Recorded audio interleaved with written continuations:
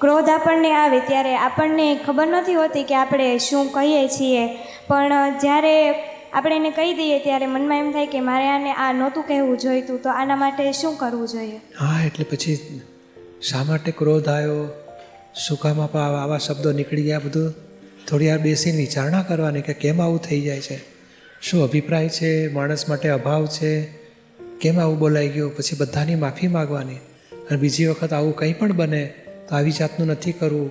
સારા શબ્દોમાં સમજાવીને વાત કરવી છે, સમાધાનપૂર્વક ઉકેલ લાવવો છે, એવું બધું નક્કી કરવાનું.